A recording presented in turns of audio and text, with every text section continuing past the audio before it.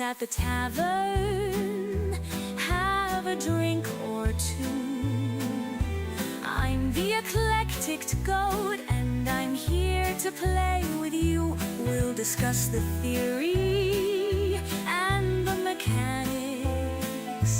how we ask for crits, Dungeons and Dragons and Wizards.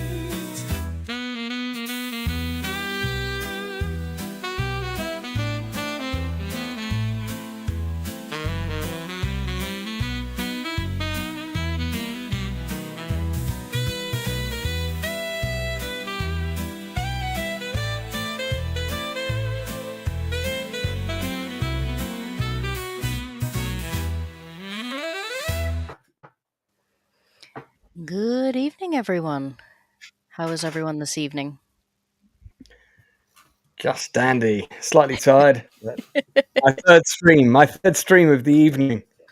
Oh goodness, I saw you Yeah. on yours, but what was before that? No, I had two streams on my channel. I did an industry interview with casting director Sharon Sorrentino, and then literally 5 minutes after that, we started another one about the career of the amazing producer Kathleen Kennedy. Ah, no sarcasm there. No British sarcasm there at all. What's sarcasm? Sorry, just clearing my throat. No. Yes. Okay, so I just want to do quick little intros while we wait for everybody to come in from the chat. We will start with Pi. If you just want to give us a little bit about yourself and how you got into gaming. Sure. I'm Pi. I've been playing tabletop for 20 years or so. Started with D&D 3.5 in the local club and been basically system hopping since. I've been very lucky in the sense that in the club, every GM just put on a whiteboard in in the beginning of the afternoon the games they were willing to play. GM and players would just sign up and we play. We just form tables just there. And so system hopping and discovering the hobby and the wonderful part of the diversity of it. So started with D&D, so many vampire, some very French games like Polaris, Innomine, Amber, Diceless System, and recently I've been playing more modern games like Stargate, Dark Heresy, Shadows of Esteron, and Has it been 20 years since 3.5 came out? Sadly, yes. I feel so old now. Yeah, same. You're welcome.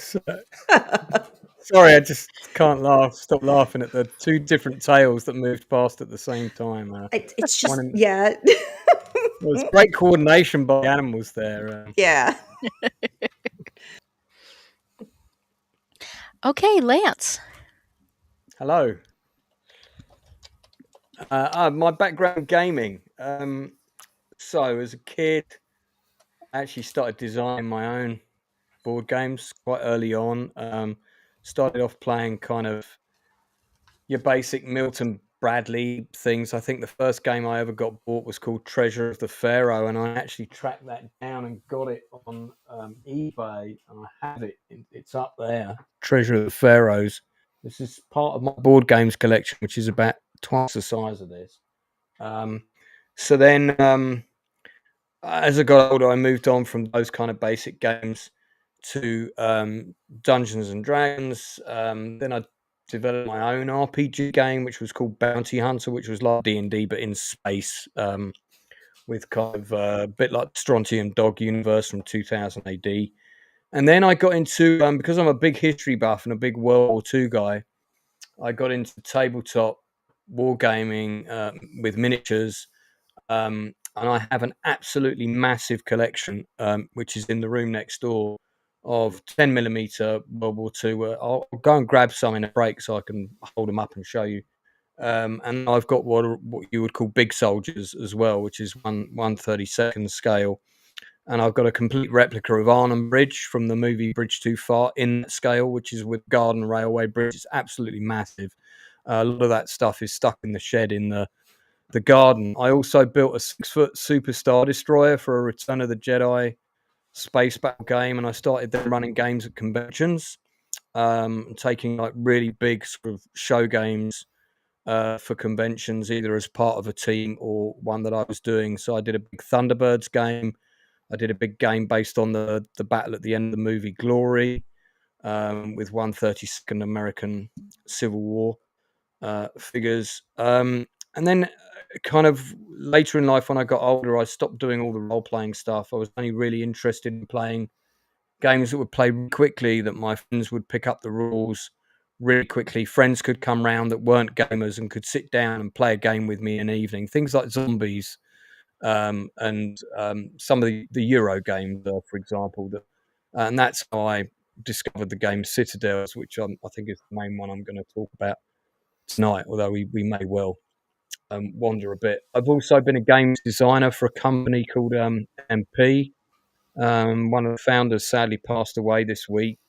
That's a company that does historical games. I've been a playtester for them, and a playtester for GMT, which is another historical board games design company. Never done it Lance, for a living. Just those bits of just for fun, you know. Lance, are you suggesting you wander occasionally? Yeah, I play more than one. Probably play too many different things, but historically, tabletop. I only do World War II. Managed to curtail my keep threatening to do like Napoleonics or American Civil War, but keep saying no, you don't play with the figures you've got enough to justify it by playing with the stuff you have before you decide to get more stuff. So yeah, I'm quite hard on myself about that these days. If you weren't across the pond, I would have to introduce you to the husband because he's in a similar bind with similar interests. Danielle, Man, how do I follow that? So, I started, how did I get involved in games? So, from a very young age, my mom was a video game player. We had, I remember being very small and sitting, the only, we had a group, like a TV in the living room, and then she had like a small black and white TV in her bedroom that had an Atari attached to it. And I remember sitting and playing Frogger with her, like earliest memories of playing games. And that just kind of always had an interest in games of all kinds. So my brothers played D&D. I wasn't allowed to play because I was the little sister. So when I got into high school, I started playing D&D with a couple of my peers. I got invited to a Vampire the Masquerade game. It was cool and fun. And then my mom decided that that was bad, wrong, fun because vampires are evil. It's definitely during that like weird resurgence of the satanic panic around vampire in the 90s. So I'll tell you no. how. Twitter says the Satanic Panic never actually happened. Didn't you know that? I did not know that Twitter even still existed. So Oh, there was a whole joke going around because there was somebody on Twitter who started insisting the Satanic Panic had never happened, and so many of us were like, "We lived through it." yeah, it You're just, like yes. 20. Yeah, it absolutely happened. I lived through it, yes.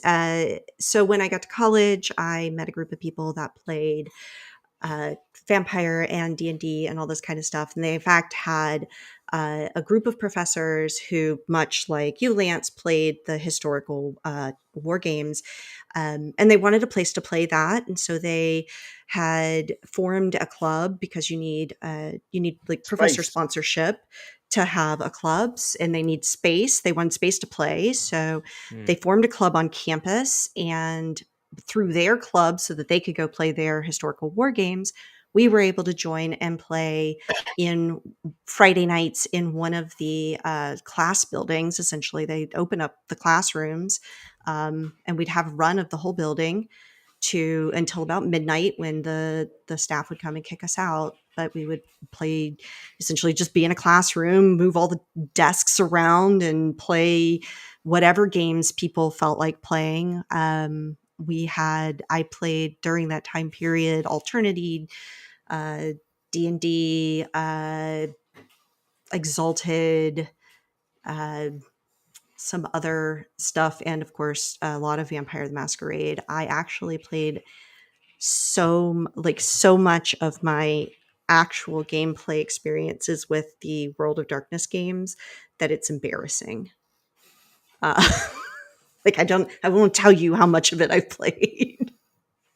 But at some point, I decided I wanted to try writing for some of those things. I wrote just a small pitch. One of the developers for, at the time, it was Mage the Awakening, was just looking for new authors. I sent in a pitch. They were like, "Hey, your stuff sounded interesting."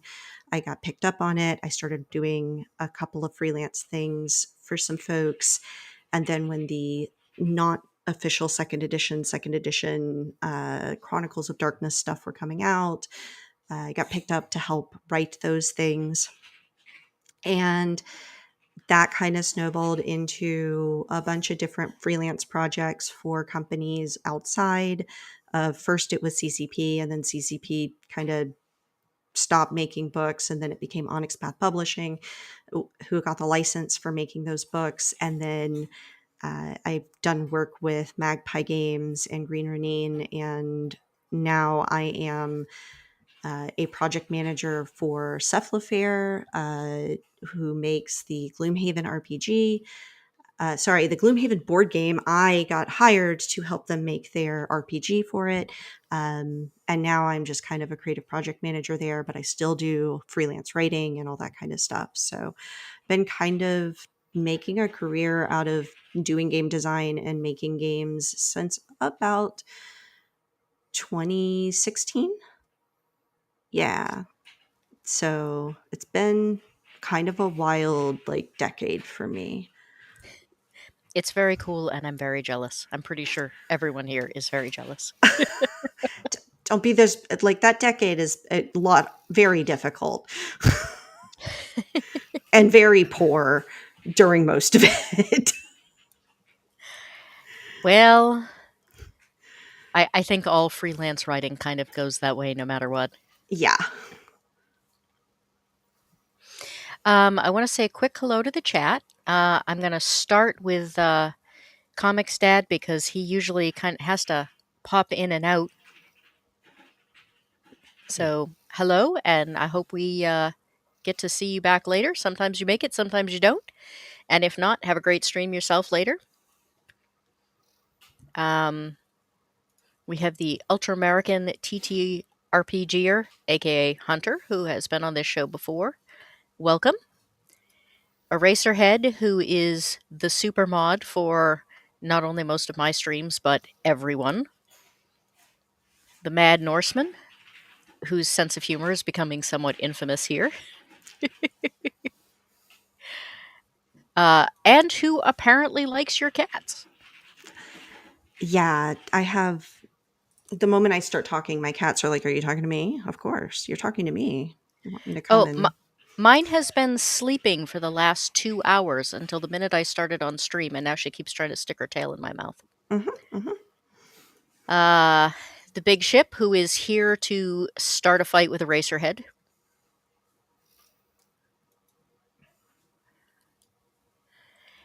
Or apparently with anyone else in the chat.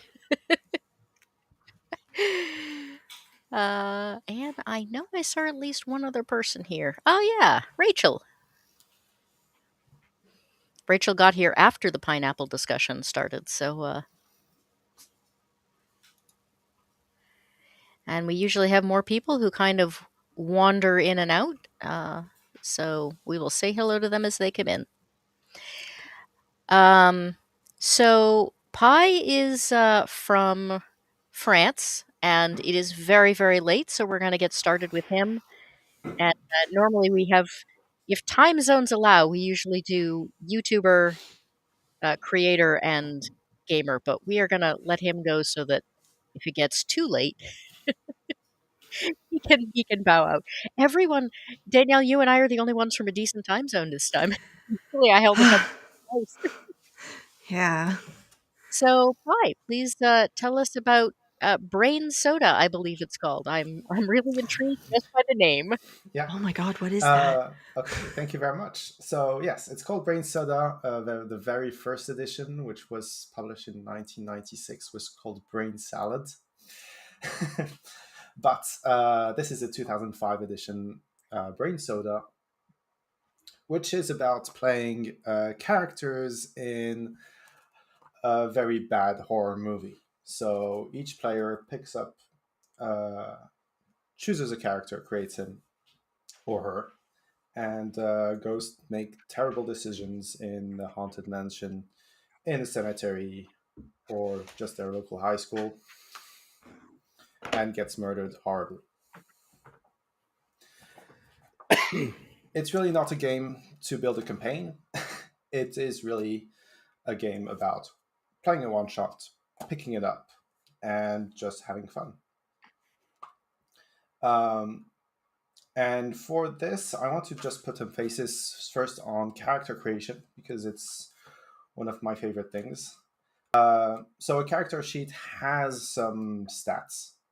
So it's going to have, so we say brains, for example, for intelligence and so on. It's very informal language. But the skills are up to the players to invent. So there are some classes, it's called stereotypes. And the classes just give suggestions on what the skills could be. But for example, there's the stereotype of the bimbo, where the skill could be fall while trying to run away. So indeed, if you succeed at doing that skill, you fall terribly, but you just play with it. It's about making terrible decisions, being in hilarious situations, and so on. And the whole game just goes all in on, well, tropes. This is good and bad, I feel, because, well, it goes on lots of stereotypes. It can be sexist, it can be racist, because the source material it's inspired from, well, comes from the 50s, the 60s, the 70s, and, well, it just leans onto it. So it's not a game for everyone, but if you can just go and say, okay, we don't really care about this, or we're just going to play around it, I feel it's a very, very fun experience because creating a character is very fast, uh, and it's very, very fun because there are some additional like superpowers and some advantages and disadvantages that some characters can have, which just make the whole experience complete. So yes, for example, and it's completely unbalanced. So for example, one disadvantage that a character can have is just that it's a bad actor. So there's no mechanical difficulty, but it's just that if someone tries to do a dramatic scene about sacrificing themselves for the team and so on, well, the person that plays will have to go, "Oh no, please don't do this," and some other horrible acting, which again just adds to the ambience around the table. Meanwhile, there's an advantage where it's just, well, you're the actor slept to get the role, and so they have no disadvantage and environmental disadvantage because since they slept to get the role, the director puts them in good favor and in good light, and so on. So I'm showing here the second edition, which is basically a reprint and comes with additional settings. So it comes also with space opera settings. It comes with gothic or just gothic horror. So it's more about Sherlock Holmes rather than the generic slasher teenage movie. But yeah, it's plenty of fun. It's a game to pick up, play for 2-3 hours, not much more, and have fun with friends. And of course, it comes with a wonderful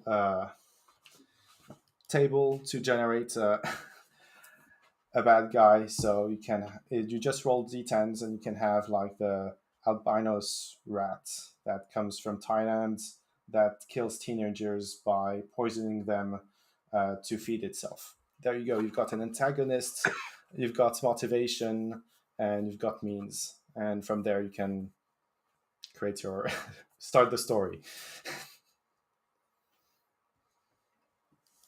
There. Sorry, I went a bit I fast. think no, I think we had a question up in the chat. Mhm. Except I missed what it was in response to. Judd, can you repeat your question as to what you were referencing when you asked this? I think they're referencing another game, which no. Hard to be worse than that. Yeah, I I will was not elaborate. I was busy trying to track the pineapple argument and make sure nobody, started throwing paws. No, it's bad. Mostly because it leans in the book, at least it leans on uh, sh- shower scenes, the fact that the black guy dies first. Women are usually not the smartest people, and so on. So Though so there is a basically all pre-90s television and movies. yeah. Again, it's the source material. That's it's like this in the book, but then players and GMs take whatever they want. Yeah. No, that's understandable. I mean, I love noir movies. I'm not fond of the fact that the protagonist usually ends up smacking somebody at least once during the Yes. I feel like that's a bog standard more trope. I said throwing paws because we had so many cats going, Hunter. There were so many cats already involved in this stream. Oh, hey, Grandpappy. Hello. Um any Oops, sorry, wrong button. Anything else that we should know about the game? Like, considering most of us are not from France, is it like, can you find it anywhere else? So it's out of print. It's been out of print for many years. So if So you, eBay.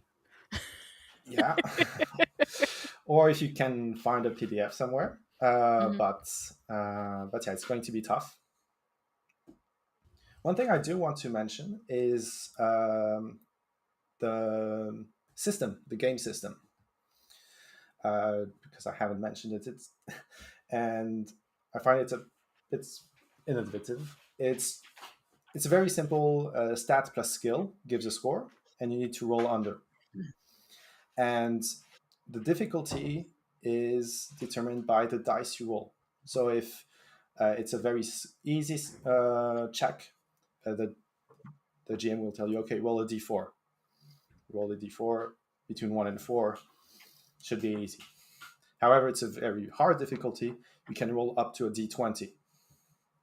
So knowing that at the maximum you can have 10 in a stat plus skill combo, it can be very tricky. But yes, I found that it's an original way to use different dice types in a game system while keeping things very streamlined. So basically, best case scenario, if it's super difficult, you're looking at a 50-50 shot. Yes, but you still need to be super specialized, and your character is unlikely to be good at anything anyway. Hmm. Also, you do have like equivalent of a fate point, where you can reduce the difficulty by one step. So instead of rolling a d20, you'd roll a d12, for example, if you really want something to succeed. All right, we have another question. What's the scaling for skills and attributes? What's the average? Okay, so for characters, each stat goes up and skill goes up to 5. Um, for antagonists, it goes up to 10. But yes, depending on the age of your character, if it's teenagers and so on, you have more or less points to spend in stats and skills. But in general, maximum would be like 5 if you're playing the jock stereotype in physical. Um, but yes, it would be 5. So even if you're trying to be super specialized and you've got like throw ball at 5, you're looking at 10, which again gives you at best a 50% chance to succeed on a very difficult action. So it's low power, which completely goes again. The game is not pushing into a power fantasy. It's really about, okay, we're in this haunted mansion to party. I'm going to go in the basement to check on the fuses while someone else is going in the kitchen to check out what all this noise is. And the last one is going to set up amps in the garage. So, I mean, it kind of makes sense because most of those movies really are designed for only one or two people to live through it. So, have you ever played It Came from the Late Late Show, or has anyone in the chat or panel ever played from the Late Late Show? Yes, I have. Hang on a second. Get so we can actually see everybody here. Uh, I'm assuming you haven't played this though. I was sort of wondering if how does it sound like it compares to you? It sounds similar. It definitely is, I think, a contemporary, like as far as the time period that the games were made. Um, I do remember that it came from the Late Late Show doesn't take itself seriously at all. And I don't know if this game is taking itself seriously or if it's like actively being like, no, we're literally just pretending to be, actors in a thing and, going through this horror stuff.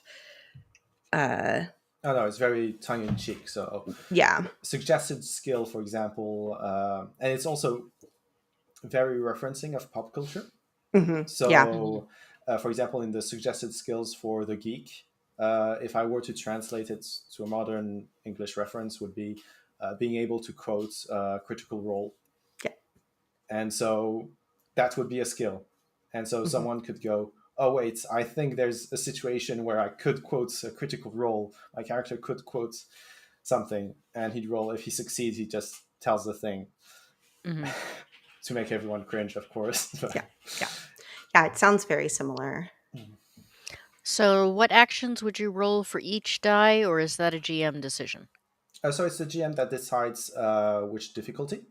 But if a player sees an opportunity to use his very useless and specific skill, uh, for example, there again, the bimbo has a suggested skill of finding the nearest shower, which, of course, a GM wouldn't have to track when they want to actually roll this, but they enter a house, suddenly the player goes, "Wait, is there a shower here?"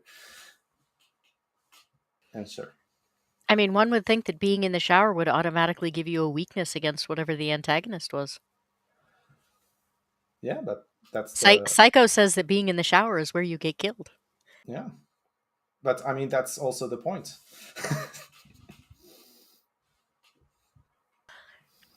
Danielle, there have been compliments on your puppy. He's a good pupper and he's also just being very patient right now. So, yeah. So this says if you were a girl, does that mean you automatically get like bonus points because it's most likely to be women that live through horror movies? Well, I mean, Final Girl is a whole thing. Mm-hmm. Yeah, Cabin in the Woods is like one of my favorite horror movies.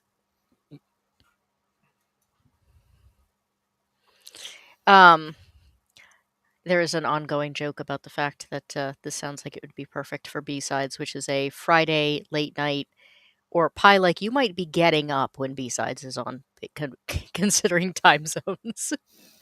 um, but yeah, Friday night, Saturday morning, they find the absolute worst movies they absolutely can, and they just watch them and make fun of them in a kind of Mystery Science Theater 3000. Yeah, there's some bad, bad movies on that on that Having channel. managed to suffer That's through some good Turkish stuff. Star Yeah. Wars.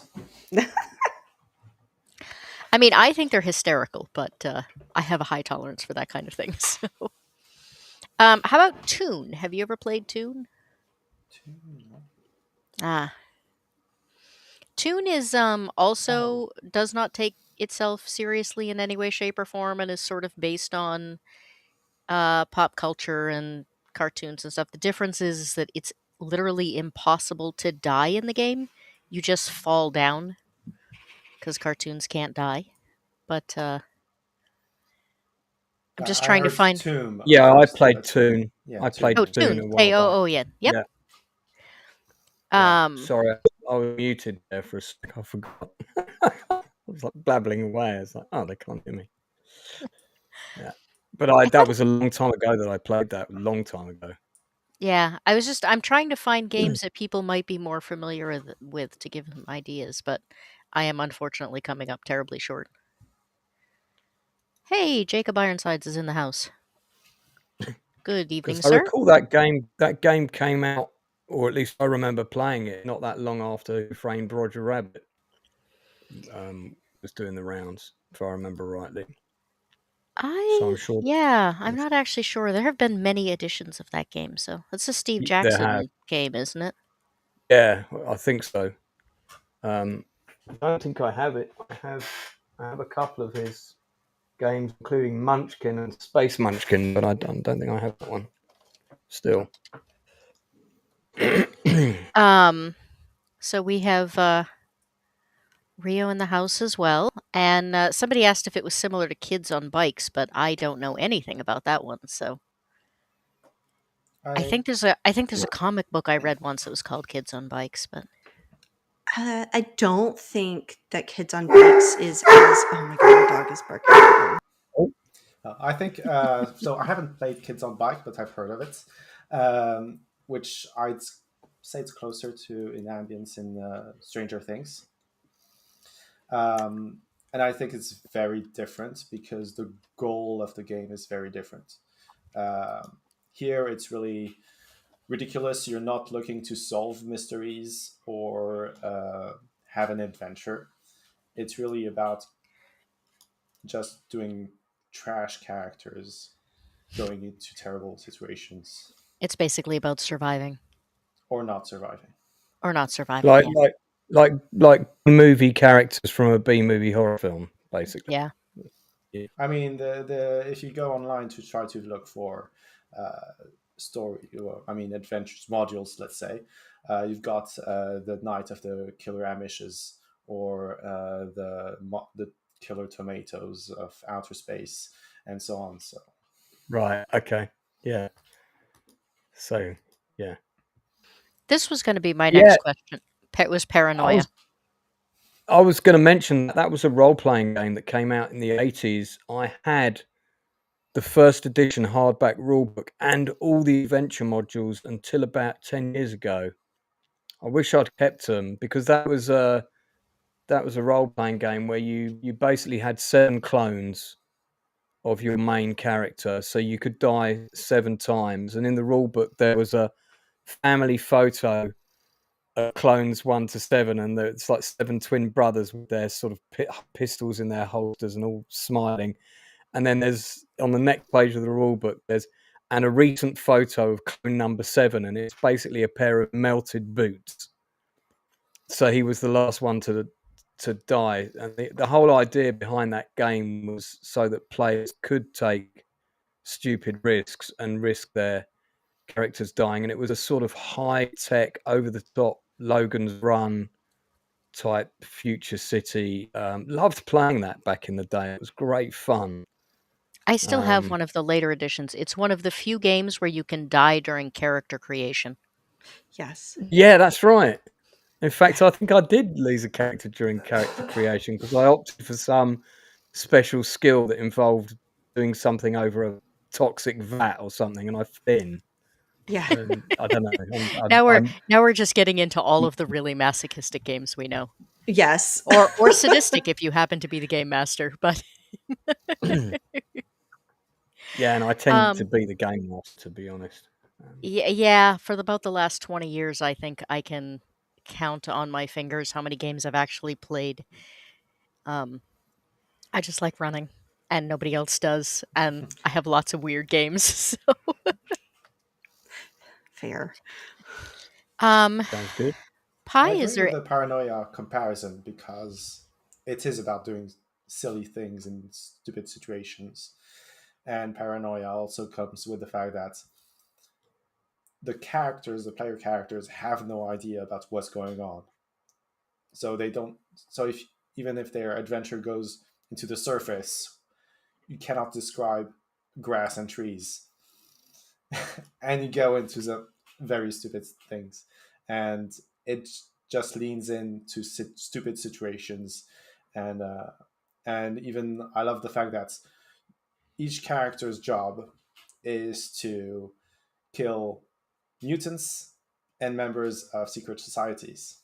And each character is a mutant and member of secret society. So Yeah, again, it just pushes it into the absurd. Yeah. yeah. If anyone in the chat has never played Paranoia, if you are familiar with the video game Portal, Portal is so much like Paranoia, I do not understand how they didn't get sued. Other than the Because fact that it's one person instead of a group. well, and there's no money in tabletop RPGs where there's money in video games. So All the more reason to sue them and get some of the money. Yeah, I was just yeah, thinking that. if you win, Get a good lawyer, you know. I've Well, never you seen know. GLaDOS as a friendly computer, though. I mean, friend computer in Paranoia is not really friendly, so. no, That's what I meant. No, no. And probably would offer you cake in a heartbeat. In fact, they poisonous cake. do. Does anyone else have any questions for Pi about this game from the chat or the panel? Or Pi, is there anything else that we should know about it? Can I see the cover of the game again? Yeah, so I'll take the first edition. So, Brain Soda, there it is. So guy holding a chainsaw. Yeah, and is that a box or is that a rule book? This is a rule book. It's just a soft cover book. Yeah, I got you. And so you can see I like moving the artwork. projectors. I do too. Yeah. Yeah. And just a toy gun. Hold it a bit further back from the camera if you would. Oh yeah, there we go. That's yeah, it's a good cover that. I like that. Yeah, and Nice. the second one is a bit more serious, less comic booky. But Okay, much more leaning into the kind of the Walking Dead and zombie franchises, Night of the Living Dead, that kind of thing. Updated for modern audiences. Yeah, Pamela Anderson. Still from 2008, so. Yeah. Great stuff. Okay, well, I don't see any other questions. So thank you very much. Welcome. Thank Lance. you for giving me the opportunity. Yeah. Absolutely. It's funny. Can I share screen with you? You should be able to, yeah. Yeah, I'm gonna show you a couple of things quickly because I think that'll be more interesting than me rabbiting on for ages with my British voice. So I don't know if you're able to show that. Right, so that's one wall of the big room next door, right? Now, I took this picture and I was thinking, oh, this is really annoying. I can't find my Citadels game. And then I realised it was in the photo. It's on the shelf there, look. So on this side of the wall, these are all Star Trek ships just before I get on to the Citadels game. So I got all of these ships in a single eBay bid for about £120. So it's probably about $165 at the time the exchange rate was then. I got a whole load more of them in these boxes here. And the reason I got them was because in the late 80s, early 90s, we played this big Star Trek board game with the huge Revel model kits that were available at the time. They were massive, absolutely massive things. And this guy called Jim Warman designed this space combat game, basically based around the kind of the known Star Trek ships that you get, like the Enterprise, the D7 Klingon, the Romulan ship, and so forth. And I thought, you know what, I'd love to play that again. He didn't have the rules anymore, but I kind of vaguely remembered them. So I saw this set for sale online, and I thought, if I win that bid, I'm going to design and build that game again. And it coincided with the Christmas party of my acting class, because I'm an acting coach among my other jobs. And I had 3 of my actors all on their phones at the same time, because we were all drunk, bidding on this thing to make sure that they outbidded all the other people. And fortunately, I got it. So I got it for, like I said, about $160. Each of these ships is worth about $35 each. I got about 72 ships. So that was a real bargain. And I did the game, and we've done several really big games both at the house and in big rooms. Yeah, much faster and less complicated than Starfleet Battles, designed so that kids can play. It's designed that each round is about 5 minutes with a sound timer. Just to show you the other side of this room, this is all the historical stuff. So this is taken from the room next door.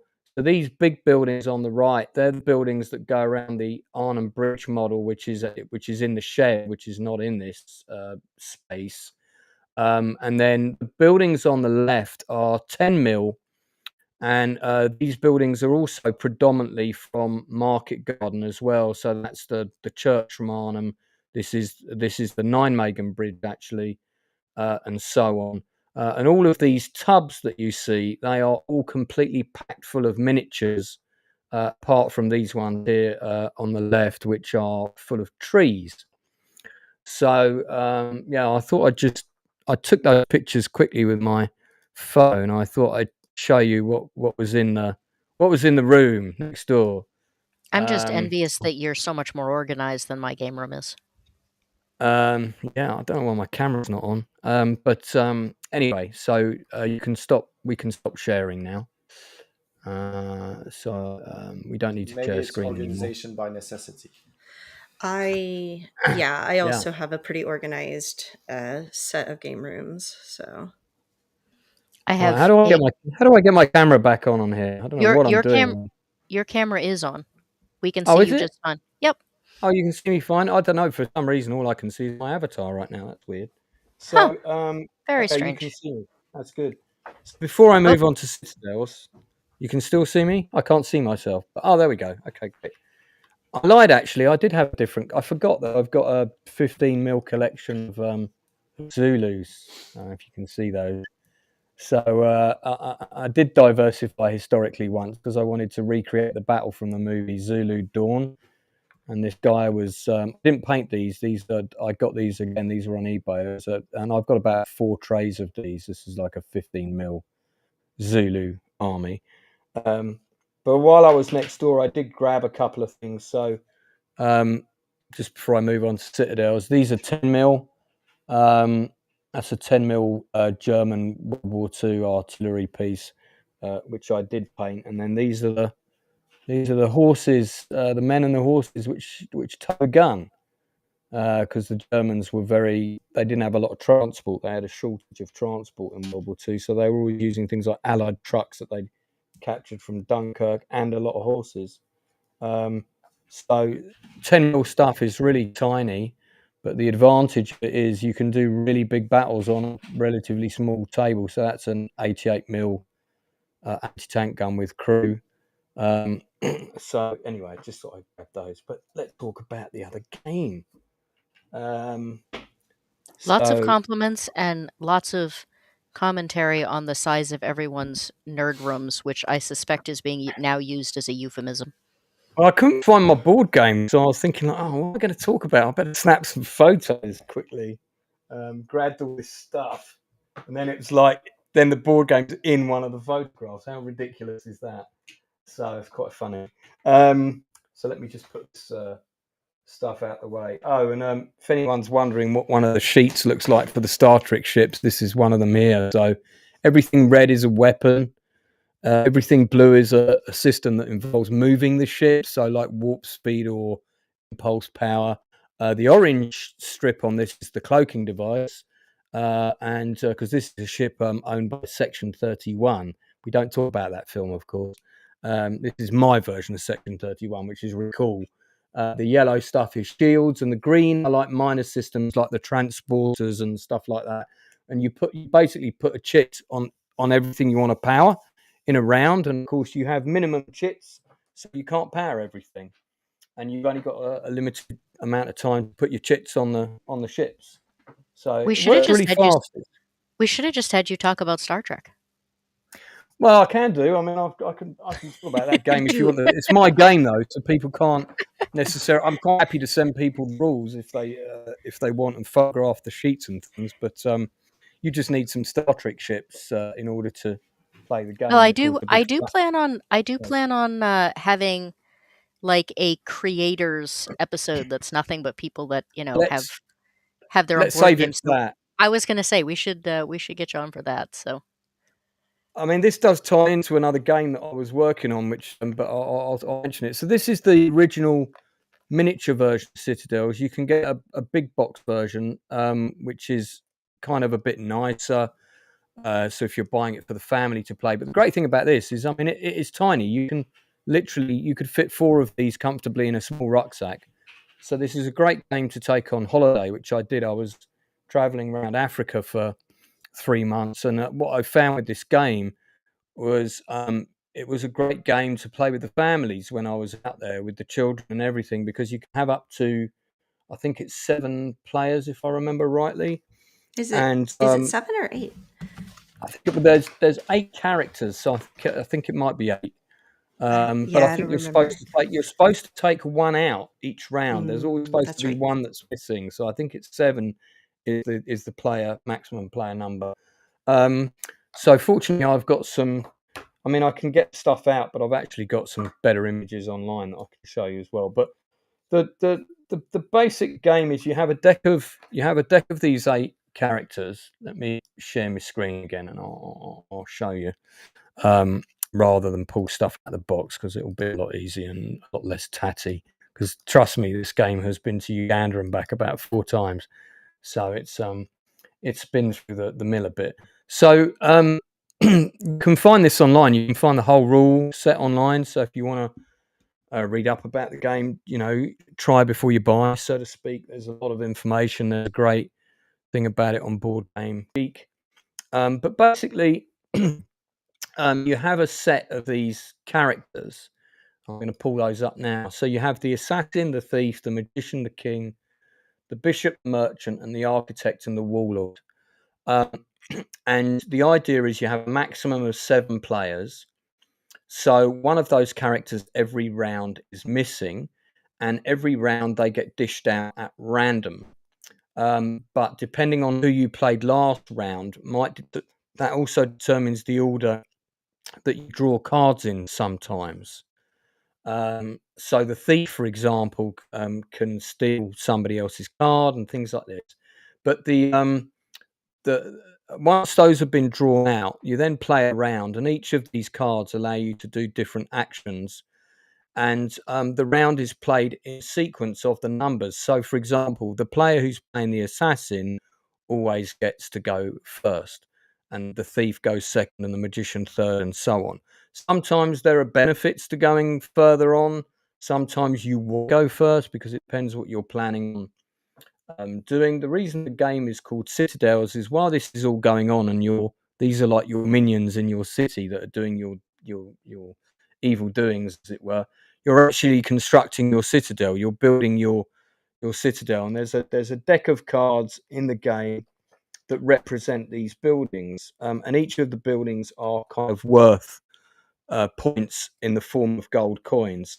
So the objective of the game is to build the city that's worth the most gold by the end of the game. And you've got different buildings in the deck. So, for example, one of the buildings is a throne room that's worth a lot of points. You've got things like a wishing well. Some of the buildings come with special abilities, which is an option for a more complicated game. But I am making the game sound more complicated than it is. Once you've got the basic actions down, and you've worked out which of these 8 characters has which special ability that you want to use, and which character would be most useful for you to have for your citadel next round. This game plays really fast, and we did games with 5 or 6 players, and we shot through it in like once everybody had done a couple of rounds. You can play a game of this in like 90 minutes to 2 hours. So what I really like about this game is I can teach it to friends really quickly, who might not necessarily be the biggest board gamers on the planet. It's got enough what we call chrome in the rules to give it a reasonably good level of replayability, and it's fun. This is very important to me with gaming now that I'm 50, and coming to my curmudgeon, grumpy period of my life.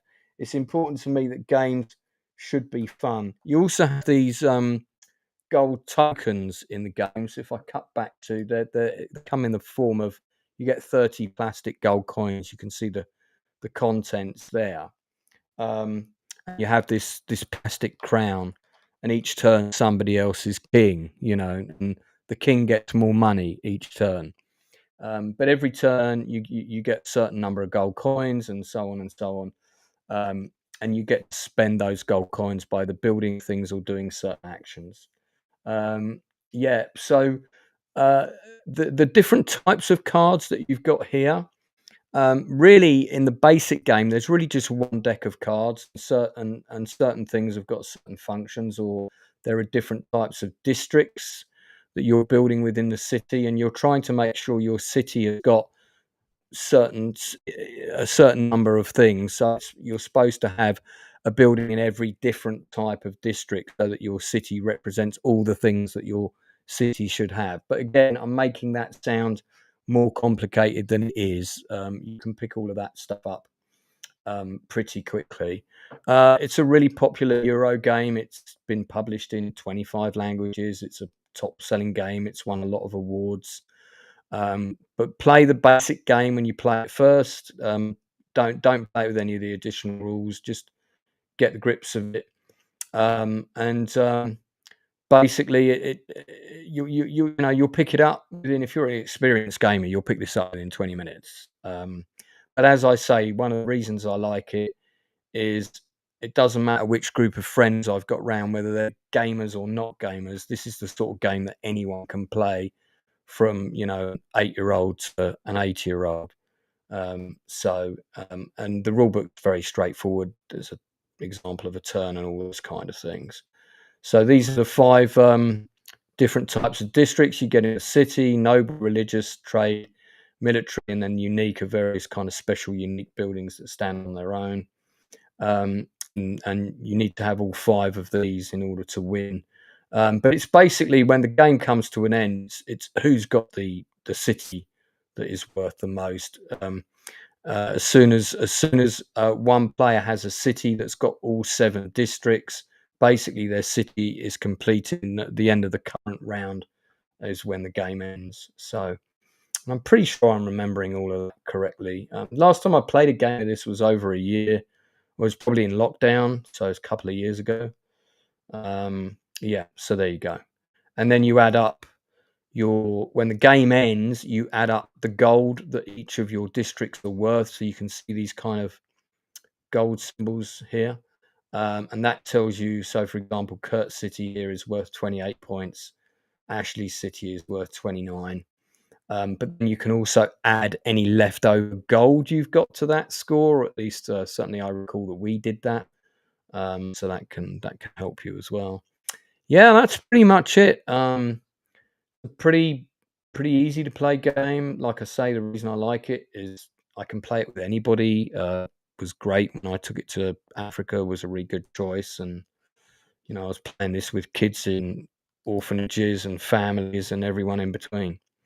So yeah, there you go. That's Citadel. So I'll stop sharing. I'll take that down, and I'm seeing my avatar again.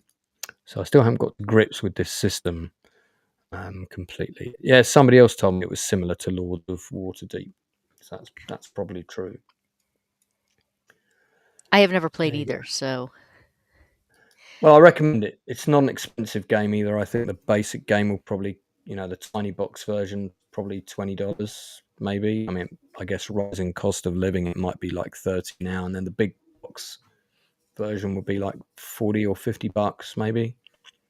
I mean, So considering how many board games these days are well over $100, it's yeah, I mean, this is not, Twilight Imperium or one of the biggies I've got over there.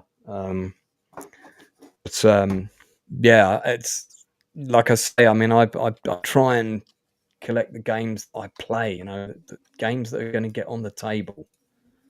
I've got several behind me that have never been played. Never been played. The counters are still unpunched in the box. There you go, $30 on Amazon. Yeah, that sounds about right. again, this is oh, they're talking about jumping goats. This is in no way this channel advocating for Amazon. Um, No.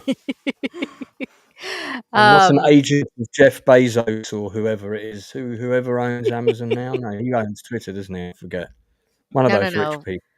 Musk owns Twitter and Bezos owns Amazon. Yeah. Oh, there we go. And, Okay. and the Washington Post. And rocket Um, ships. Need to go to somebody Mars. somebody did a the real life fake wizard did a video recently where he talked about the fact that every single news organization is owned by an entertainment company, and then we wonder why we can't get decent news. Shucks. um Somebody said a time killer is Axis and Allies. I have tried. The oldest gamer was going to come on and do Axis and Allies until he discovered that he had apparently sold his game. So, at some point, I'll have to find. It's not a great game, that. It's got it. It's up there. Oh no, Fortress America, I think it's in the other room, but it's that's a game that you'll still be playing at 5 o'clock in the morning trying to work out who's won. Yeah. Well, they That's not they my did say it's a time killer. Yeah. yeah. And it always ends exactly the same way with 1,000 plastic pieces either on Japan or Moscow or UK, and you're desperately trying to work out how many pieces there are, and it's all a bit silly. And by this time, fragments of pizza are all over the board, and someone spilled beer, and It's it, it's the war game version of Monopoly. It If you really yeah, is. that's exactly what it is. if you're playing Monopoly properly and it takes Yeah, days. Yes. they did do some scaled down special editions. They did like a Normandy special edition Axis and Allies, which was just a map of Normandy, and they did a Battle of the Bulge one, and they were much better because they had clear victory conditions, smaller map, made more sense, and special rules that just kind of worked with the same rules but smaller scale. And it was a lot. Somebody says they can finish. John says he can finish Axis and Allies in 5 to 6 hours, but Twilight Imp you need to sleep between turns. I am not familiar with that game. Twilight Imperium is a Oh, beautiful, Imperium. Okay. beautiful looking game. Beautiful looking game. Oh, it's But he's right. It's got so much chrome. A player can spend ages working out. Do I want to get that scientific thing or this thing? And turns. It's like 8 turns. Like the game only takes 8 turns, and you think, oh, okay. Yeah, but each turn is an hour. Yeah, and there's so many things you can do in that time. I had the original first edition, which went on. I think the rules were slightly different, but yeah, you can controlling the Metacore Rex and all that. Yeah. Yeah. I only played it once. I'm trying to remember. There was a and I brought this up before. I never ever remember the name. There was a movie It was made by the person, Valerian in the City of a Thousand Planets. Absolutely beautiful. Made no sense whatsoever.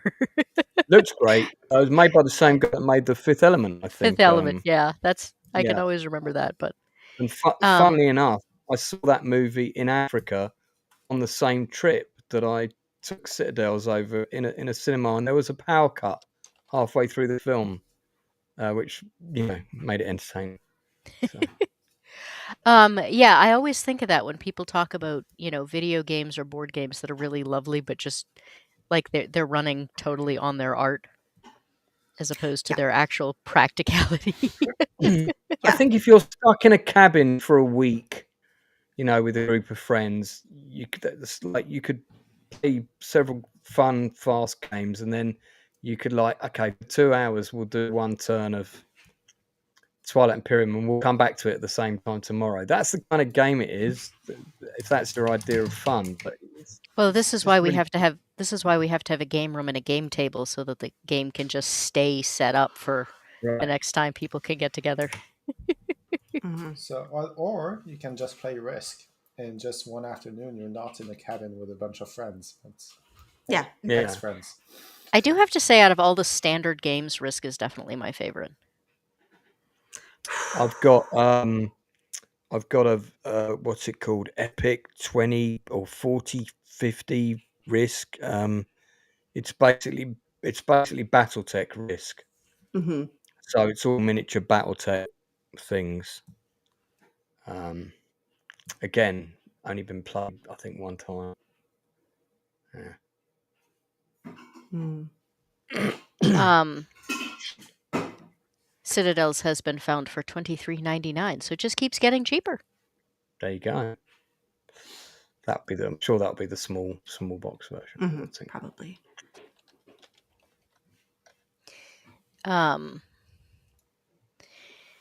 Sorry, I just distracted by the chat. I really want to make a joke about everyone listen to Zathras, but no one is going to get the reference behind all of that. Is that a Babylon 5 reference?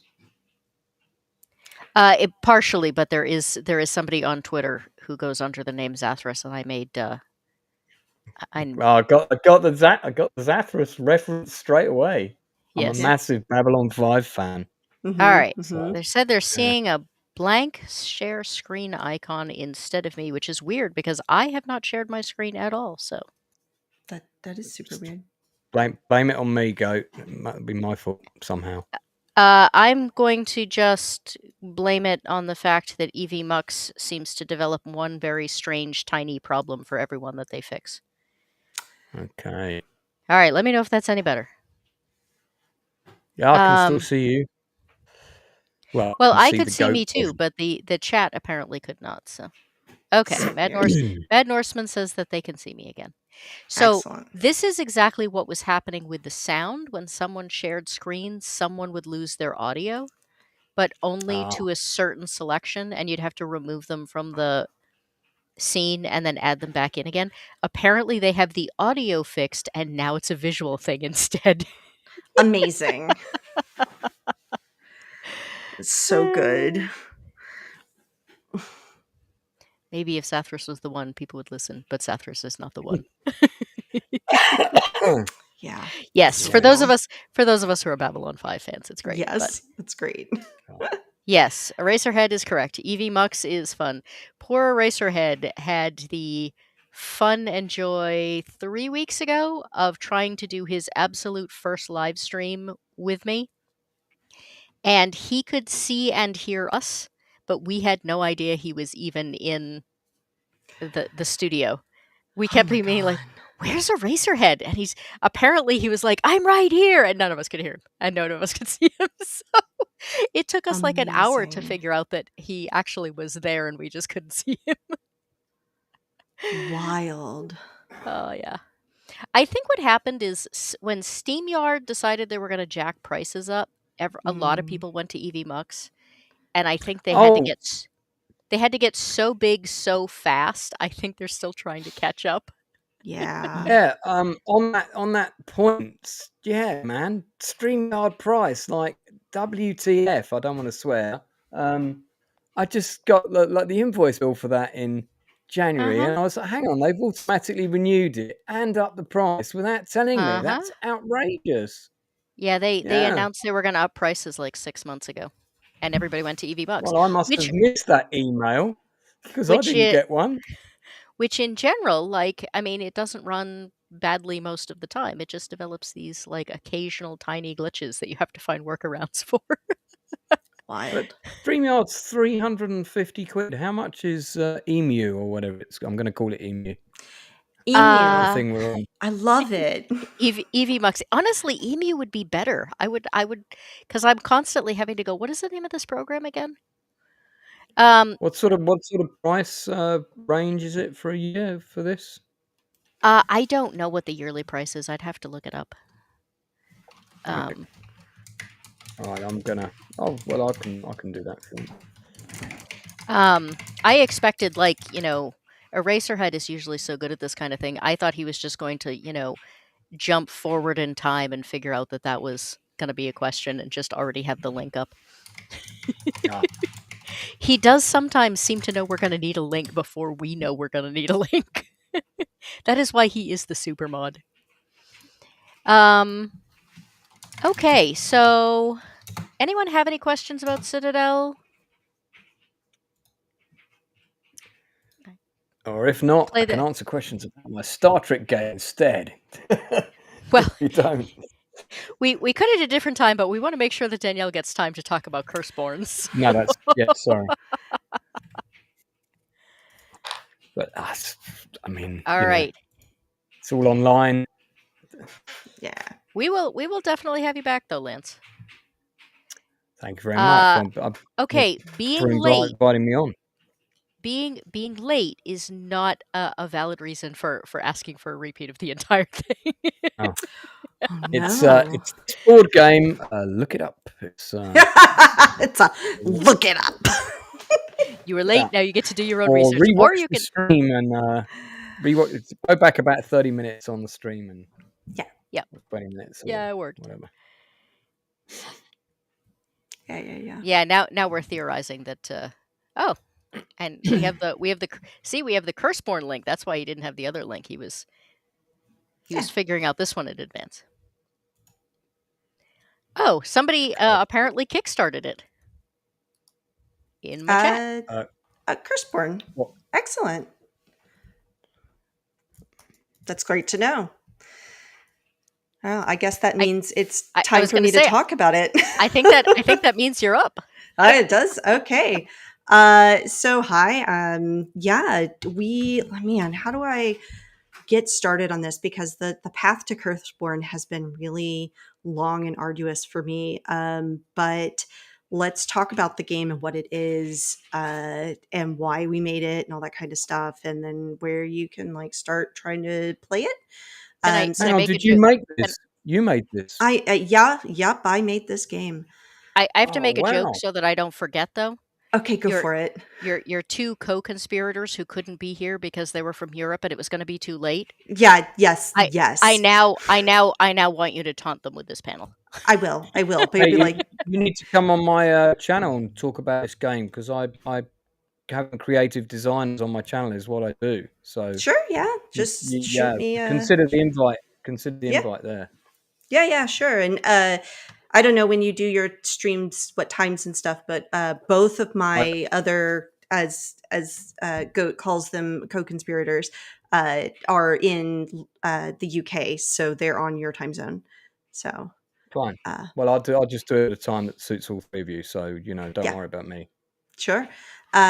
So it's so let me kind of start with the beginning of I do a lot of work with Onyx Path Publishing, and one of the things that I got brought on to do years ago, at this point almost 6 years ago, not quite, but a little over 5, was to make a urban horror game.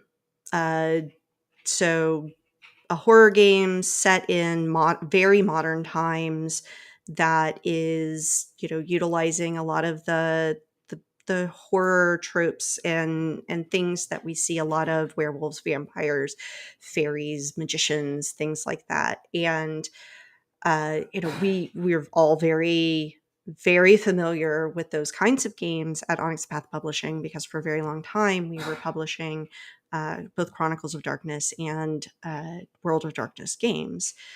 But the licensing a game is always really like kind of finicky and iffy, and we like had a license agreement with Paradox, and but everybody can publish games, but now they have all of their games being published over by Renegade.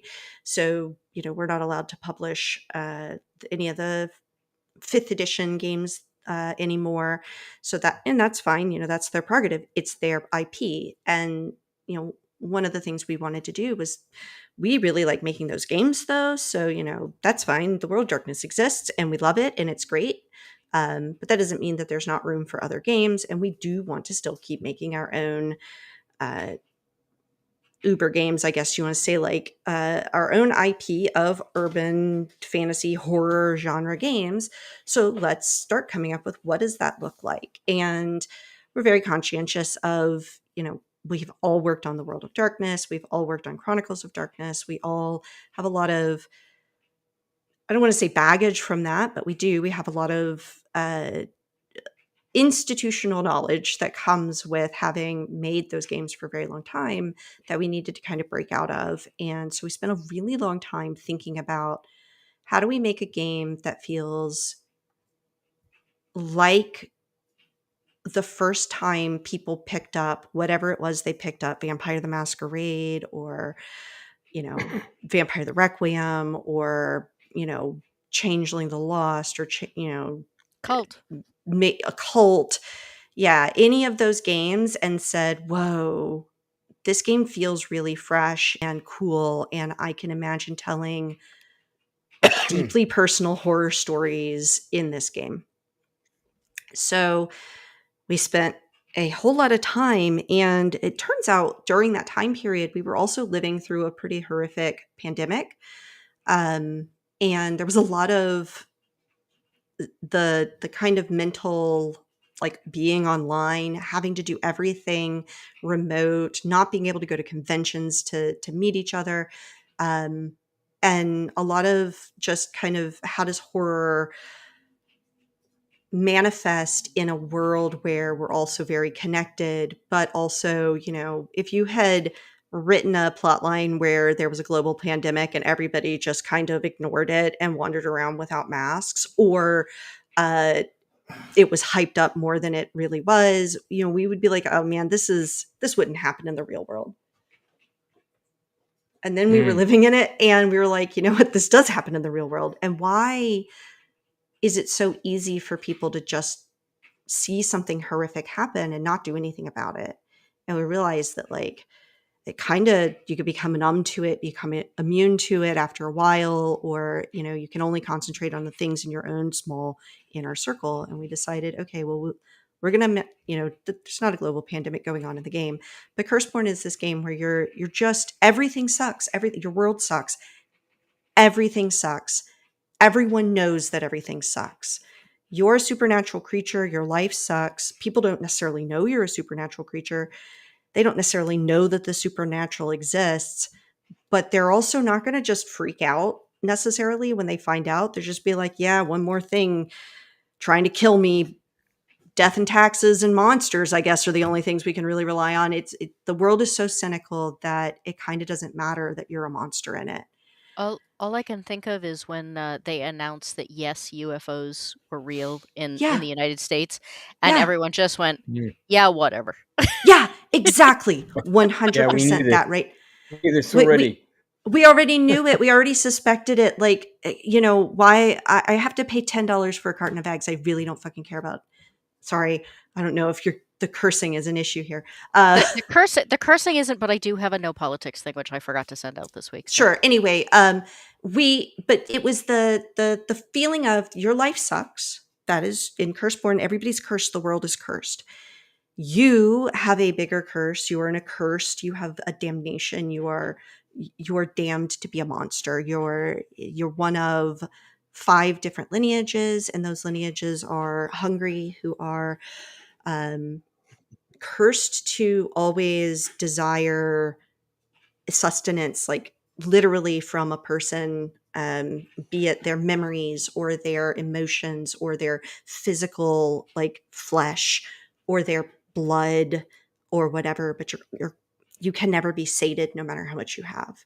Or you're a dead, which is you died, but you came back as a ghost, and you're literally possessing your dead body, and you cannot die, and you can't feel anything either, but you have this urge to try to feel an emotion, to try to feel anything, to make yourself feel alive even though you're dead. Or you're a shapeshifter, a werewolf, or a were spider, or a were cat, or something like that. But you're not just a werewolf. You literally have made a deal, or somebody in your past, usually not you. Usually none of these things happened. Some of them because of something you did, but often because of something somebody several generations removed from you did, and you just kind of have to suffer through it.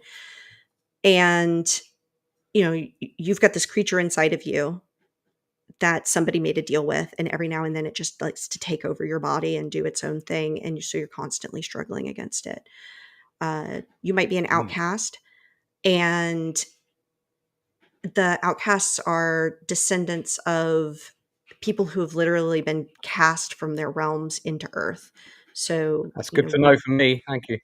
yeah, they have outcasts are, angels, demons, Jinn, in anything of that. They all exist in a place we call the outside. The outside is literally just realms outside of our world, and sometimes entities from there get cast out and they get prisoned on Earth, and you're their descendants. So you're an outcast. So maybe you have a human heritage, maybe that whoever got outcast has an entire human parentage, or maybe your mom married into a family and had no idea, and now you're adopted by somebody, and suddenly that damned you. It's a contagion, unfortunately, that doesn't care about your birthright. And then the last group are the sorcerers, and the sorcerers are people who their greed and their hubris damned them to be addicted to the one thing that takes everything from them. So they need to cast magic, because if they don't, they will kind of shrivel up and die. Um, but they're addicted to it in a way that makes them, every time they utilize it, they have to give it something. And if they don't choose to sacrifice a thing, it will just take any old thing, often the last thing they want it to take. So the stories around sorcerers are always those of tragedy and overcoming, very, very much rooted in stories of addiction and overcoming addiction and living with addiction, but also stories of leaning on your support network and choosing the lesser of evils in your life. And a lot of the game of Curseborne is about that, where you're just trying to survive and live in a world that is hostile to not just you, to everyone. Um, and you have more power over it than most people, than the mundane people.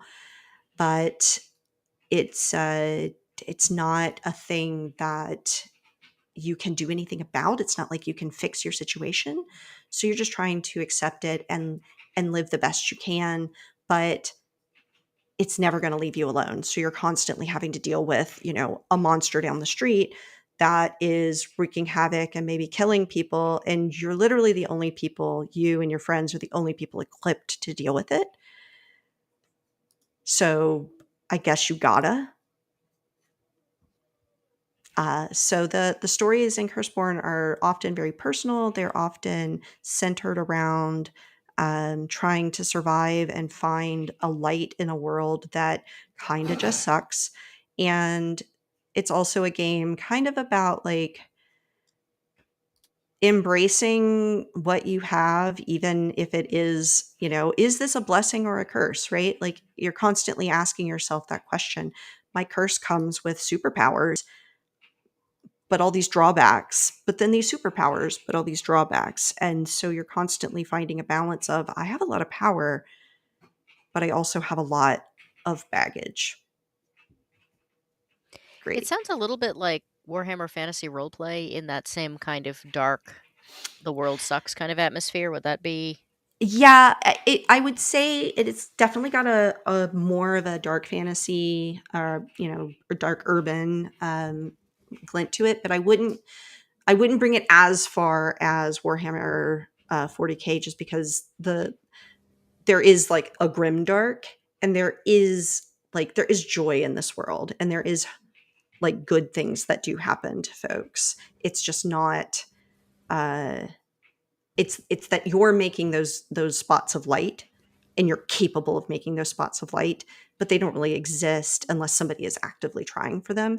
I think in Warhammer, it's just everything always sucks, and there's right, there's only war is the tagline, right? So um I think I think it is dark and similar, but it's not quite the grim dark, right? Got it. Somebody had a question. Without meaning to be too dismissive, does this system mean to fill the hole that was left post World of Darkness Gehenna that didn't work, or a continuation of the World of the Masquerade? Or I think neither, from what you were saying. But Neither, yeah. So while there's a lot of similarities, and people might even see like, the heart and soul of people who created those games over there are now creating a new game. So you're going to see some similarities because, we have our favorites of things that we really like and want to see translated into this new world. But it is absolutely its own game, its own world, and the system for it is specifically set up to enable a little more social drama, a little more feeling of the ability to overcome. I feel like, when I look at World of Darkness, you have to be like a very high uh, power level, the power stats, right?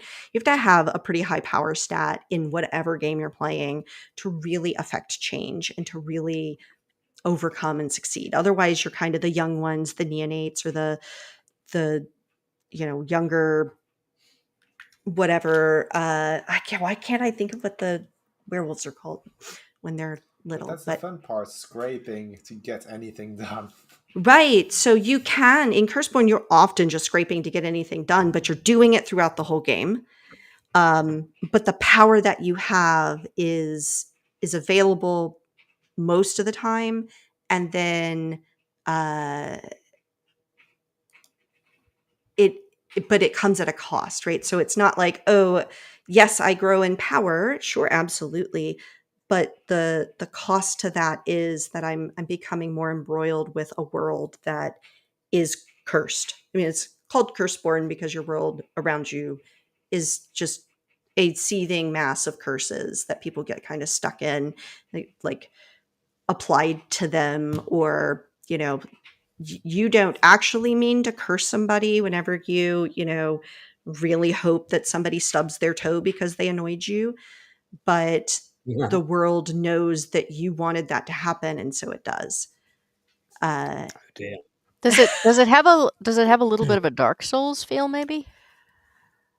yes, I could definitely see some of the like some Dark Souls inspiration in it. We have so much inspiration from all over, and we pull from a lot of more modern media. So yeah, a little bit of Dark Souls, may have creep its way in there, right? A little bit of also like just some like some of the more kind of weird creepypasta stuff. We leaned a lot on, we don't necessarily understand the things that we see in the world, and we don't need to. We just need to like either survive them or put them out of their misery so nobody else has to deal with them. I'm just sort of thinking like Dark Souls is a pretty dark world, but there's, hope through the But there's hope. players of the game. Exactly, yeah. And that's why I say that Dark Souls is a good and kind of a good analogy for it. There's also some good, I think, media stuff that's a little more, well, I have a lot of media things in my head of like, oh, we have all these references for it, but a lot of them are YA, but the game is not a YA game. But there was a little bit of confusion about that just because one of the voice characters is like a teenager and like an older teen, like she's 18, right? But this gave the impression that the game was YA, and I was like, it's absolutely not. No. Yeah, I mean, I think when I first started running, I ran Cult, and Yeah.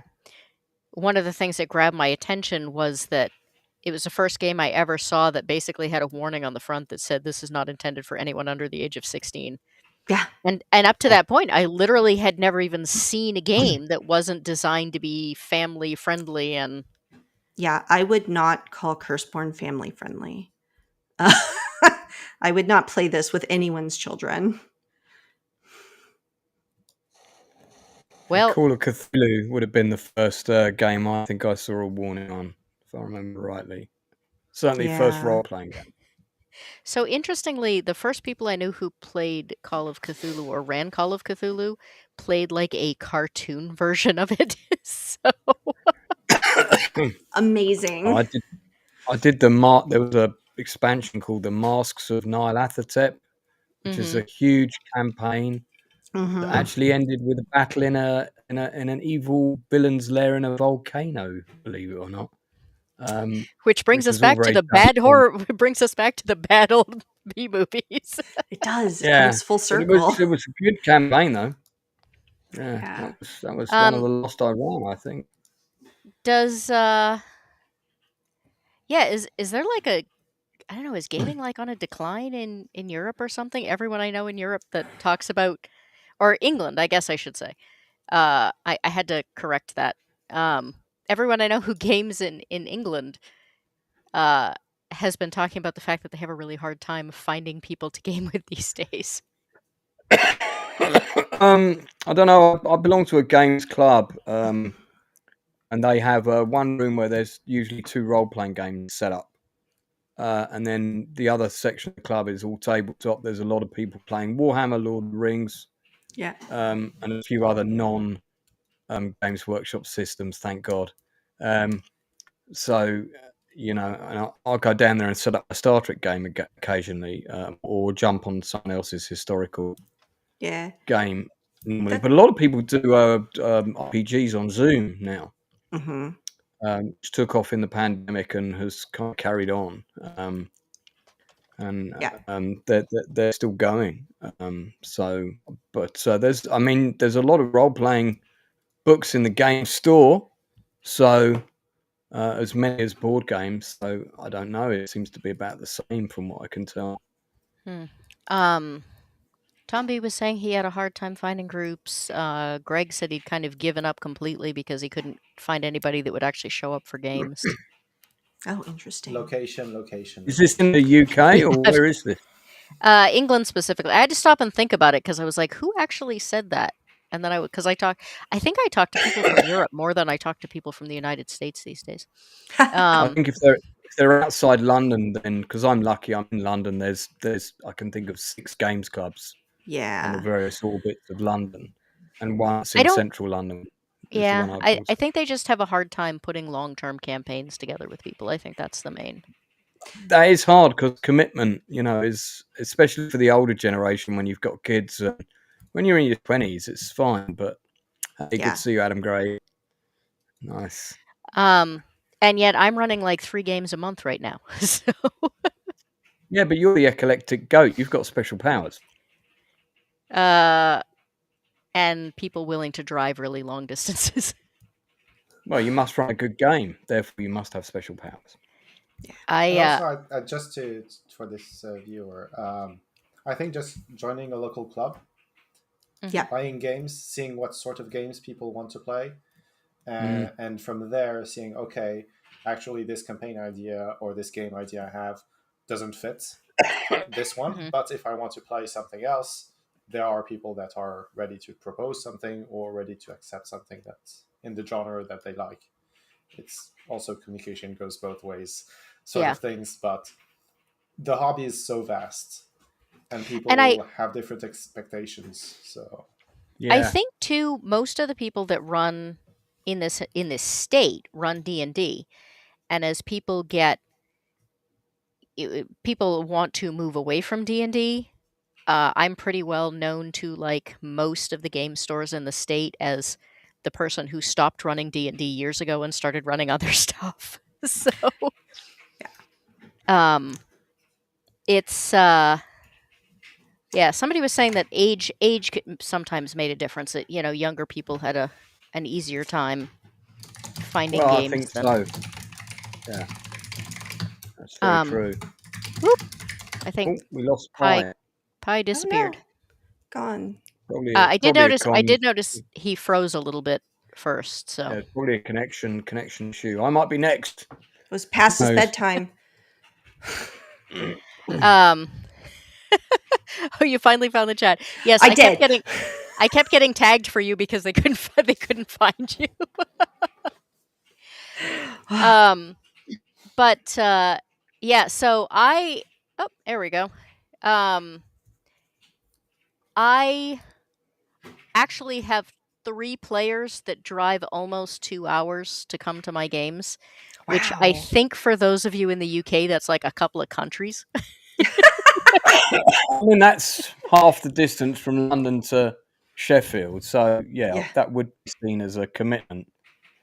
But then in my 20s, I did a fair bit of live role playing, and travelled some pretty big distances to go to these live role playing games, where I was running quite a few of them. And they were all over the country. So yeah, Yeah, I think well, it that's the depends thing what it is is. that this state is so big that I have to drive 45 minutes if I wanted to go to McDonald's. So the idea of driving 2 hours for a 6-hour game is really not that big a deal. Nah, not Are that you big a in deal at Are you in all. Texas? No, uh, northern New I England. Okay. Um, yeah, it's just everything here is, I mean, everyone I know is used to, well, not everyone, but a large chunk of the people I know are used to driving a half an hour to do groceries. So, yes. Blimey. Yeah. so There are definitely states in the US and just cities where everything's so spread out, especially the way we do suburbs. Yeah. I can be within the grocery aisle within 60 seconds of leaving the door of my house. I mean, I think I would hate that. That would involve having neighbors. Yeah, I have neighbours. That's true. But I've got 3 I have supermarkets within walking distance and 4 cinemas. So, I have goats. well, I don't have to feed them, so because I don't have any. Yeah. Swings and roundabouts. I couldn't afford to keep a goat, that's for sure. I have a question for Danielle, if you Sure. don't mind going back to Curseborne. I would love to. This is something I found that Vampire Masquerade and Legend of the Five Rings do real well, is making a really breathing setting Mhm. where you feel like things are going on and so on. Where other games like Liminal and another French game I won't talk about, it's more as a collection of entities in a world, but Mhm. there's no Mhm. like drive. It's reads more like an encyclopedia or a list of stuff. Right. So as a designer and so on, how do you avoid like falling into such a pitfall if such a pitfall really exists? I mean, it does exist.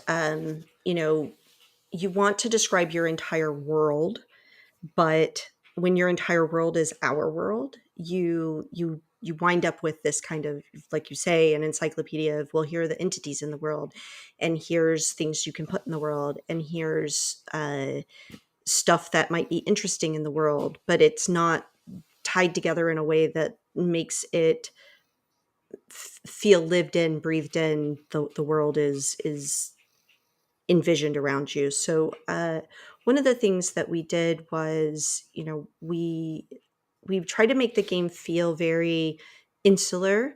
So we describe a lot of the groups of people that you're dealing with, and then the atmosphere that's happening in, with the concept that the things that are happening could happen anywhere in the world, right? So it's our world. Here's the atmosphere of our world. Here's what our world looks like in this world, right? This world of Curseborne is different from our world in these ways. And here's, a lot of examples of a place that is, touched by curses. We call them liminalities. And liminalities are everywhere. You may have like 20 of them in a small town, right? And a bunch of things converge around that, and you may not have to deal with it at all, but people walk through it. They live around it. They maybe live inside of it, and they don't even know.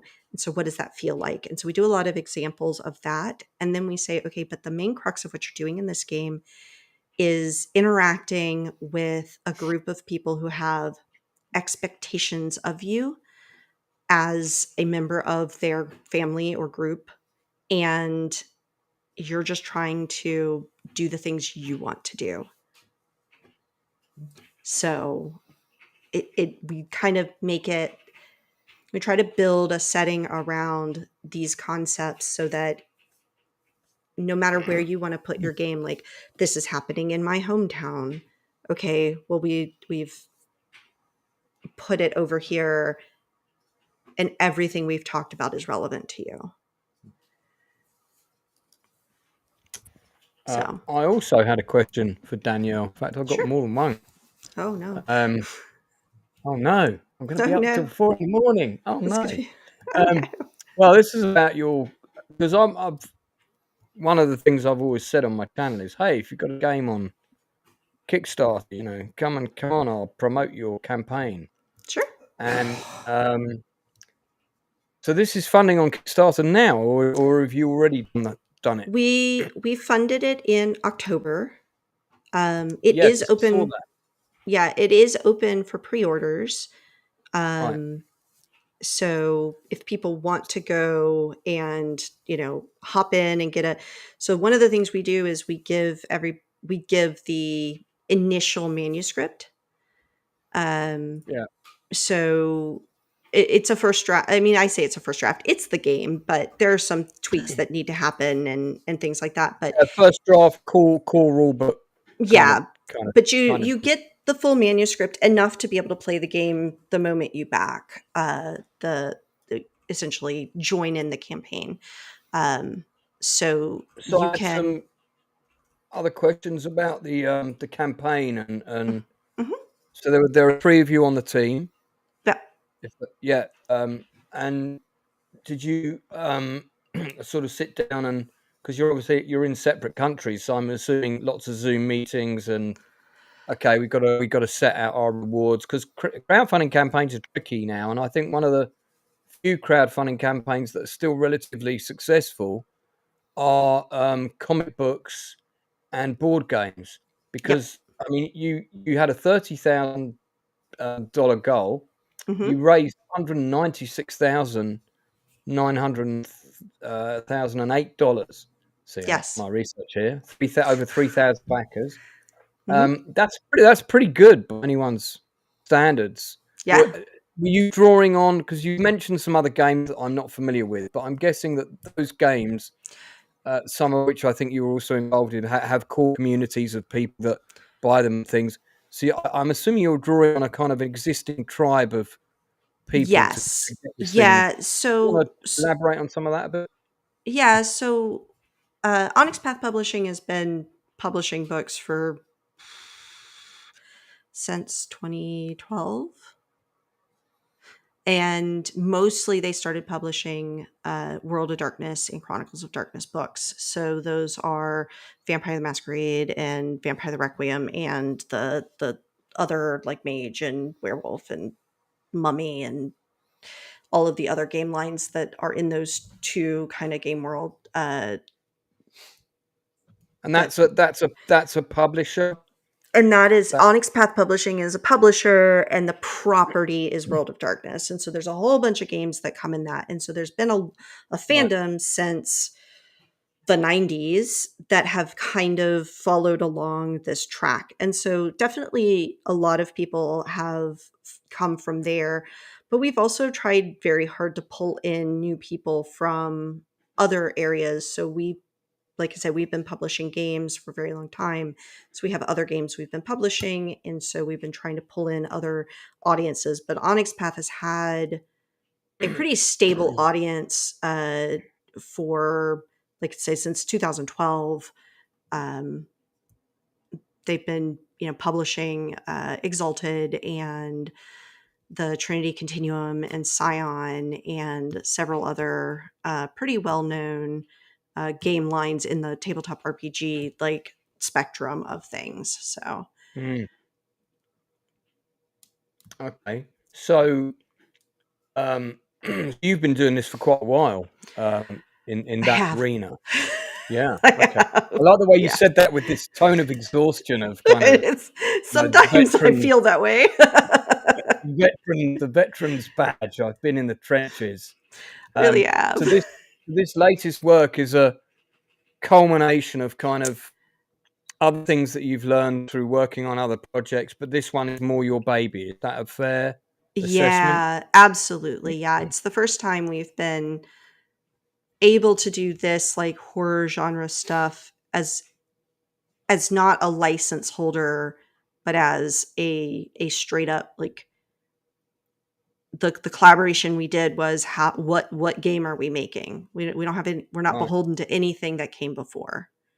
Okay, this is your unique Yep. system, effectively. Right. Mhm. Yeah. Cool. I've looked through all of the stuff here, and reading it, I can see why this would appeal. Yep.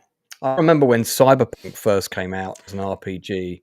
I was Mhm. working at a game store at the time, and my God, we sold out of the core rulebook in like a day.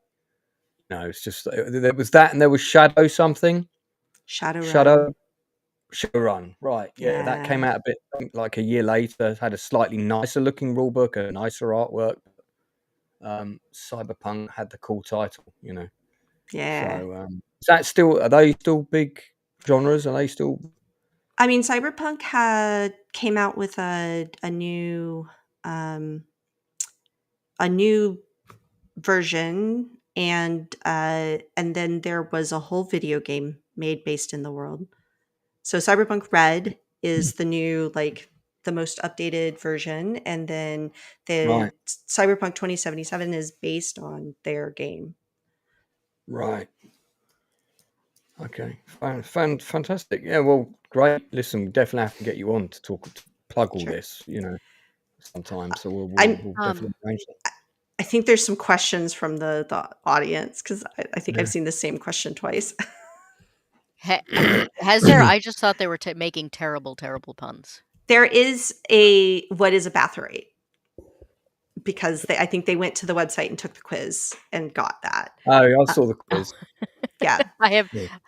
I didn't know there was a quiz. I've missed that one. there's a quiz on the website. So I'm a Reeve.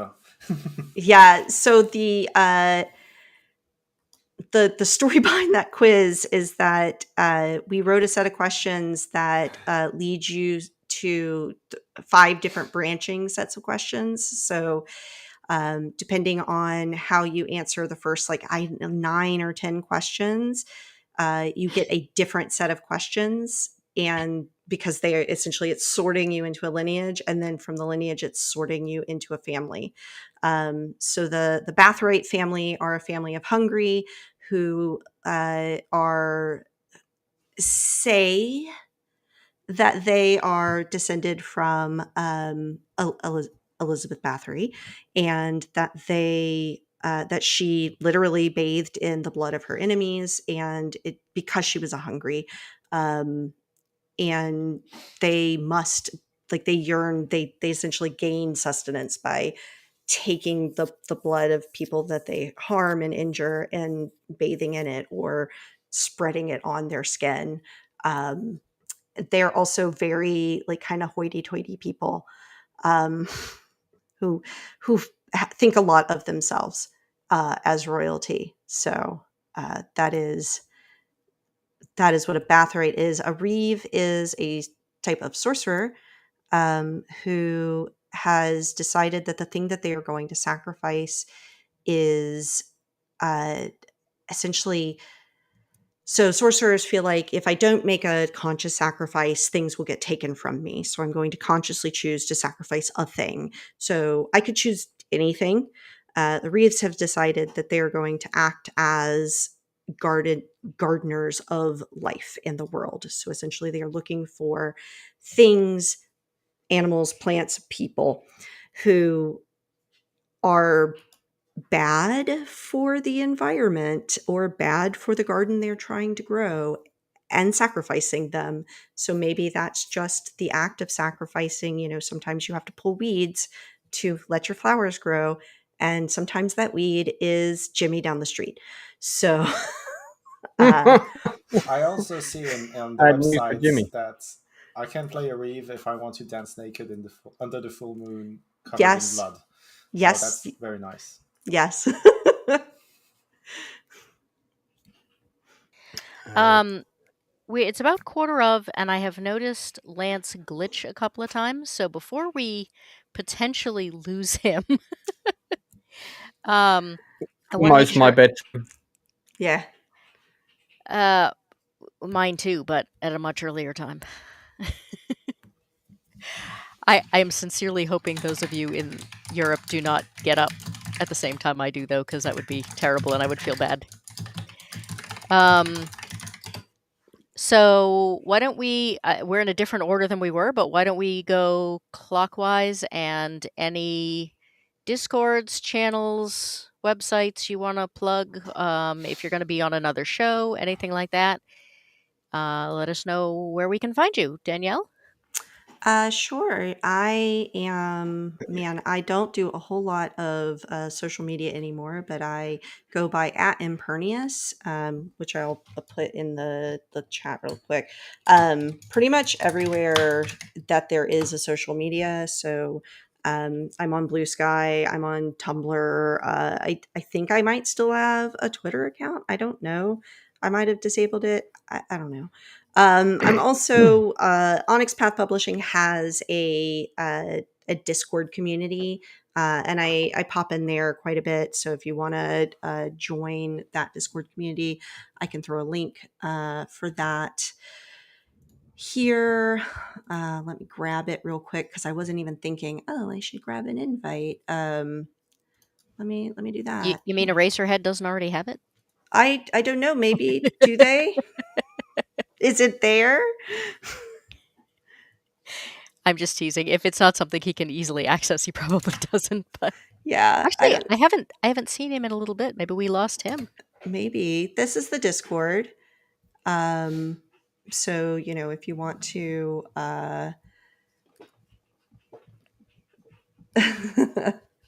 yeah.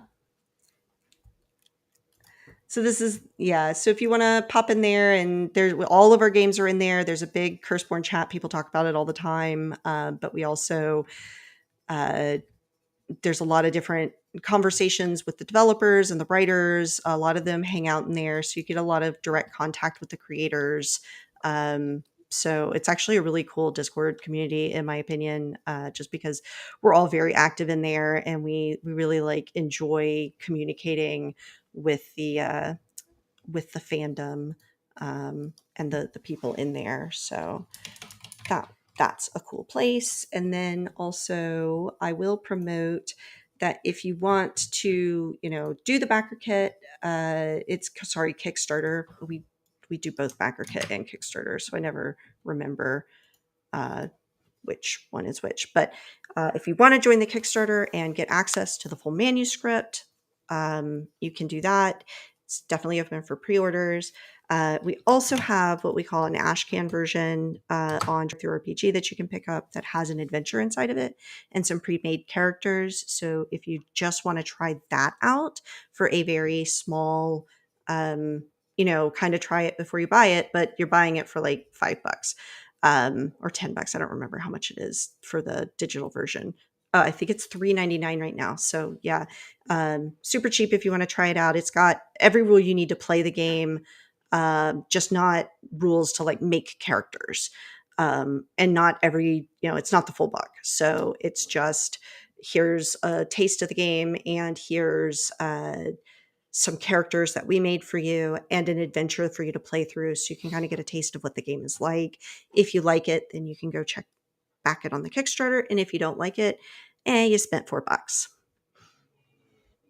So I joined the Discord and attempted to share it, but it won't let me do that. So I think you have to be I don't it's like, is it like a 24-hour thing?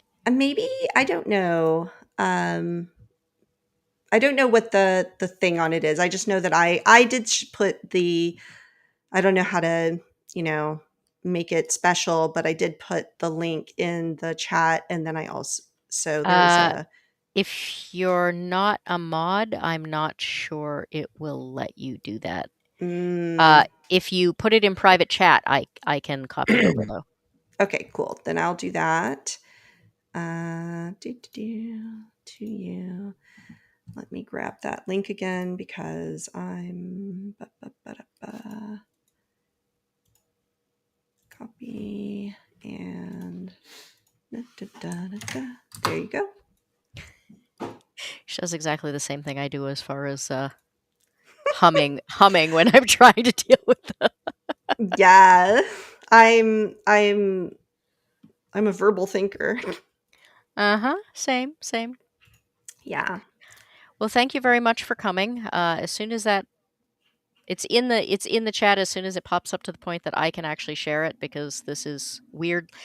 YouTube lags behind us, but the chat lags here for me, so I will share it. Just so There we weird. go. There Took we me go. so long to figure out what was going on. So, Pie. No socials or anything.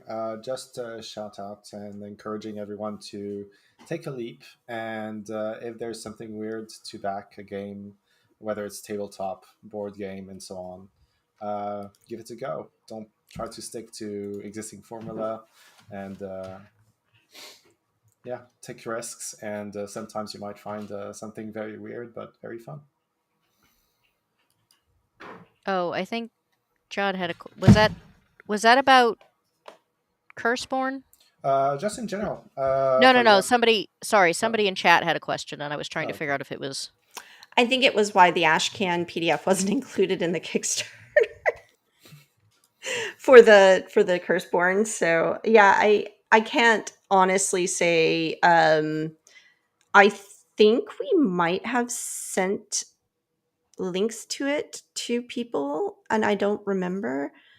I don't remember what we did for Well, that. I would I don't. suggest hopping on the Discord and following up. Yep. Yeah. That seems to be about the only option this late at night. So Yeah, I know. Yeah. And Pi, you are part of a great Discord server, because that's where I found you. The Bookworm Bower.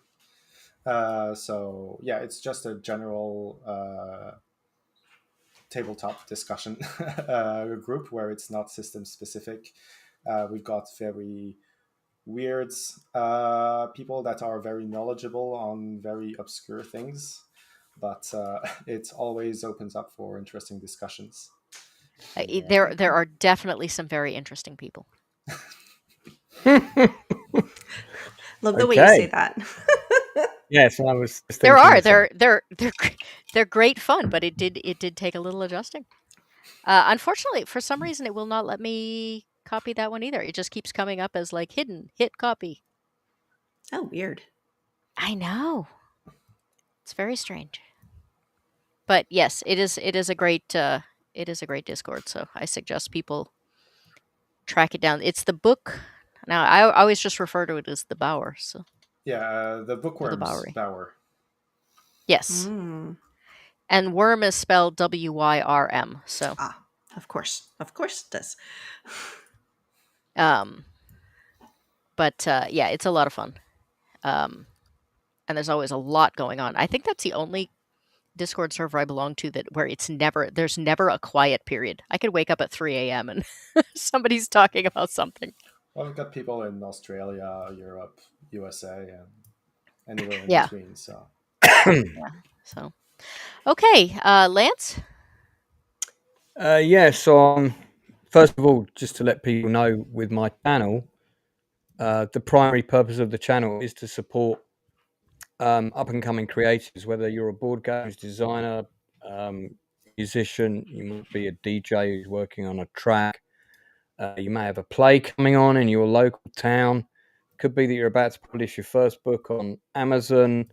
You might have a short film that's about to drop. You might have a film project on Kickstarter. As long as you've got something we can see, not just I want to do something one day, I'm happy to get you on the channel. Have do an interview, talk about your thing that you're passionate about, whatever that may be. I've done 101 interviews in the last 2 years, and these have ranged, on the one hand, from people about to do their first book on Amazon, be a fantasy novel or something like that, to producer Gayan Hurd, who produced Terminator 2, Aliens, and the entire Walking Dead franchise, and everybody at every level in between, from the top stunt woman in Hollywood, Debbie Evans, who's got 500 credits on IMDb, to Dan Stiles, who's a stunt coordinator in the UK, who's been going for about 10 years, but is much more at the beginning of his journey. So, and people from caterers and every level of the film industry that you can think of.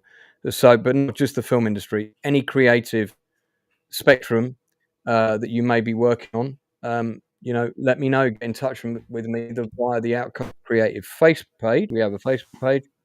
You can get hold of me on Twitter. I've refused to call it X. Lance Nielsen WD. There. I'm also, I'm a 5-time award-winning playwright. Several of my plays are on Amazon. You can just Google me. There's a big Wikipedia page that will come up. Not everything is on the Wikipedia page, but my latest book, Silver Screen Journeys, with a foreword by none other than the Critical Drinker, which is basically my life at the cinema. Really, it's 101 plus times that I went to the movies, where I saw the film, who I saw it with, the film's impact on me at the time, and whether that film had, or whether that film stole time from my life going forward. So, for example, if you went to see Star Wars and you became a massive Star Wars fan, Star Wars definitely stole time from your life, and I don't mean that in a negative context. So I talk about the films that really orientated me towards becoming a writer, director, playwright, especially the things that led me into the topics that I became interested in. But also, the first film I saw with my father at the cinema, the last film I saw with my father at the cinema, the first film I saw with my first girlfriend, the last film I saw with my ex-wife, all of those kind of emotional milestones are all in this book, and they're all connected to different movies. So it's a love letter to the cinema, but also to a load of other things. And it's about a time of going to the cinema that doesn't exist anymore, sadly. The opening night of 1,000 people in Leicester Square at the opening night of Lord of the Rings are days gone past. We don't really have those now. Mm-mm. And that's one of many books I've written. I've got a couple of novels on there, a science fiction TV series, and another book called 1988, which you'll recognise the cover is a rip on the Die Hard movie poster. Um, I'm also an acting coach, so if any actors are watching, you can book me online, and I'll book you for your self-tape, that kind of thing. And I'm also a writing coach and script editor, so I help people with books and their scripts. So 2 regular streams on the channel a week. Tuesday, it's the Nielsen ratings every Tuesday at 10 p.m. We pick the TV shows and films that we want to recommend that you watch, not waste time talking about the crap stuff. Other people talk about Marvel and that kind of thing. I would rather spend time recommending people stuff that's good. I mean, we do warn people about things occasionally. Like we did give the Acolyte a fair shake, and to be fair, it wasn't any good. So but and then on Sundays we do a more in-depth thing called Chew the Fat, where we'll pick a film or a TV show again that we want to recommend and talk to you about why it's good. So I got one of those coming up on Sunday at 8 o'clock UK time, 3 p.m. So if you're tired of listening to people talk about things they don't like, just Right? I mean, there's so many people on YouTube doing that. I wanted to be more positive focused, and I also get a lot of guests in from the industry, and so I'm not really there to slag people off constantly. Yeah. There we go. okay. So I am the Eclectic Goat. I am here on Discord and on Twitter as the Eclectic Goat. I have kind of a busy week coming up. Tomorrow I am on Roman's channel talking about The Last Starfighter, which I thought One I of my had seen. favorite films of all time ever. Such a good Which, movie. which I thought I had seen until I started watching it yesterday and went, oh no, I have never seen this before. You're joking. You never seen it? Oh my god. Yeah, it turns out I had never seen it. I thought I had, so I kept not watching it because I thought I'd already watched it, and then it turned out that I was wrong. Normally I am on Sammy Three Peats. In other news, on Sunday I will not be this week, but I will be back the following week, and I still suggest that people do go watch it because it's a great show. Monday, the first Monday of every month, I do indie author interviews, and I am doing Tom Tate this month. He wrote a book called Beyond All Measure. I have actually, full disclosure, I've done some editing for Tom in the past. He writes kind of spy military novel type stuff, and I actually think this is probably my favorite of the books that I have read over for him. So. And then Tuesday, I will be on Jacob Ironside's channel to go over the X-Files, and then Wednesday, I will be back here. So, whew. I hope we will see you for some of those, if not all of them. And I want to thank everyone on the panel for being here. I want to thank everyone in the chat for being here. It's been a great fun. I'm very interested in learning more about some of these games. Both the very silly and the very dark and everything in between. So everyone have a great night and hope to see you soon. All right. Thanks so Thank you. much. Happy headbutting. Bye.